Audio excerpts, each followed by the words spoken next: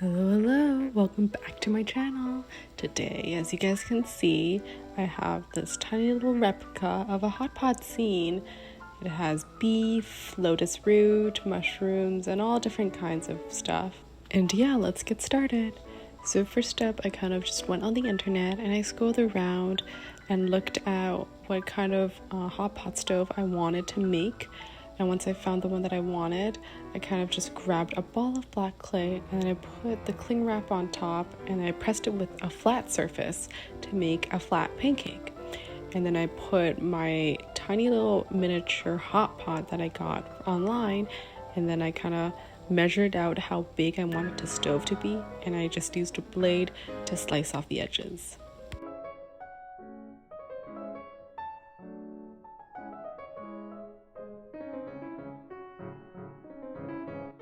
As I was slicing, I kind of figured the circular one that I got kind of didn't fit as well as the rectangle or as the square one, so I changed out the Hotpot replicas, and then I just continued measuring out and using a dotting tool to mark where would the buttons go, and yeah.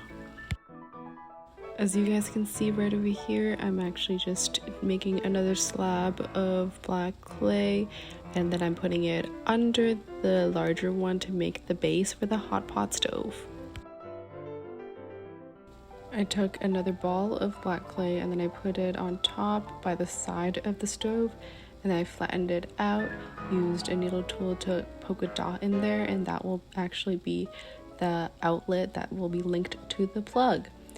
And right over here, I'm actually just taking some black clay again and then making the plug by putting a small piece of rectangular black clay on top of a bigger piece, and then poking 3 dots in there so it's like shaped like a triangle, 2 on the top and 1 on the bottom. It kind of looks like a face, and then 1 at the bottom of the bigger piece of the black clay. I took some rubbing alcohol and then I rubbed off all the dust to make it a little bit more shiny.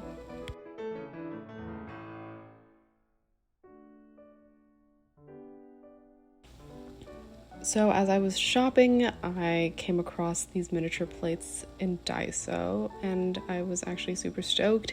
They were in the toy section along with the dolls, and I was like, oh my gosh, this is like the perfect opportunity to make a miniature diorama with all of the plates of food.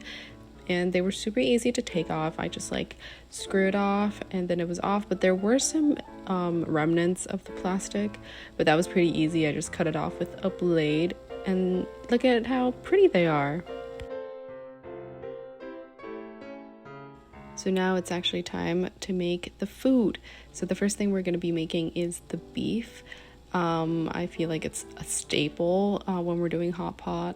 So what I do is that I just mix some red clay with some white clay, and then with a darker brownish red clay to make the different shades of the meat. And when you mix it, I would say don't mix it too well, and remember to have the white streaks because it will resemble the fat. I flattened it out really thinly, and then I just used a blade and then I rolled it up like how beef is usually served at a Hotpot place.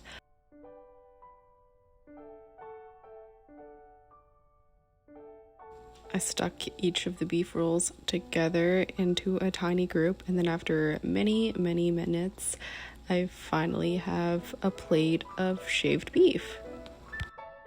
Just for a final touch, I used a spool to give it a little bit more texture. And yeah, these are the beef.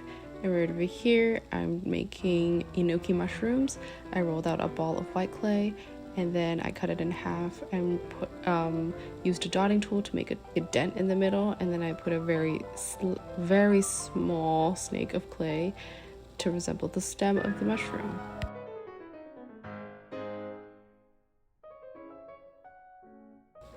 I repeated the steps a few more times to get a bunch of enoki mushrooms. Next up, I used some translucent clay, flattened it out, and then I used a dotting tool to draw on the tiny details. this is basically the design of a lotus root.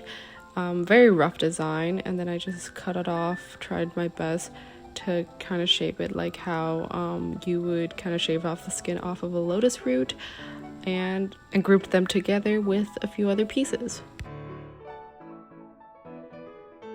So another very important thing that I love to have during Hotpot are fish balls, and the ones that I'm making are actually roe.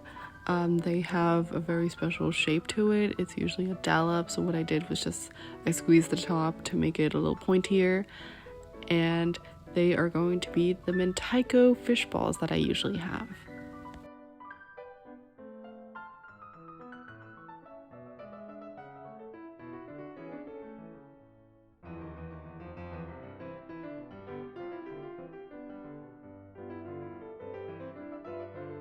To make the beef balls, it's super easy. I just rolled out the brown clay into a ball, and then I textured it on top of a sandpaper.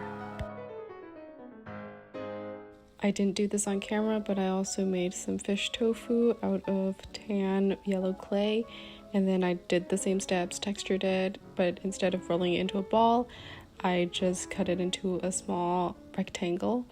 And after all of that has been finished, I shaded off the enoki mushrooms with some brown chalk pastels before baking everything according to my package's instructions.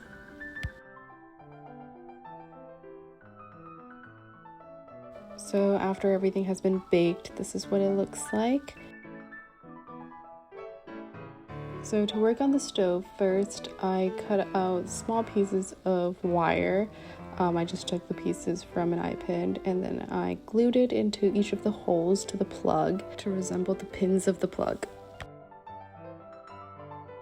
So as you can see, it was a little too long, so I just trimmed it off with some pliers, and this is what it looks like. It's so cute, oh my gosh. Next up, I added some super glue, and then I glued on a piece of black string to resemble the cord that's going to be linking to the plug. And this is what it looks like. I'm super happy with the result. And let's move on to just gluing everything onto the small plates. So I started off with the mushrooms, and I just repeated all of these steps by applying super glue and gluing all of them on. With the fish balls, it has a very distinct color and design. So it has orange stripes, and that's what I did. I just painted it on. So halfway through the project, I was like, I want more mushrooms on my plate. So what I did was I made a circular dome of white clay, and then I shaded it with some brown chalk pastels before I made an X with my blade in the middle to resemble the cut or the slit that you see in shiitake mushrooms. And then another little voice in me was like, I need more beef. So instead of making the beef slices rolled up, I just decided to plate them onto a bigger plate, and they're just thinly sliced beef. Last but not least, in terms of clay, I just made the noodles by rolling out very thin snakes and then jumbling up together. After everything is baked, I remembered to make some smaller pieces of beef to be placed into the actual hot pot.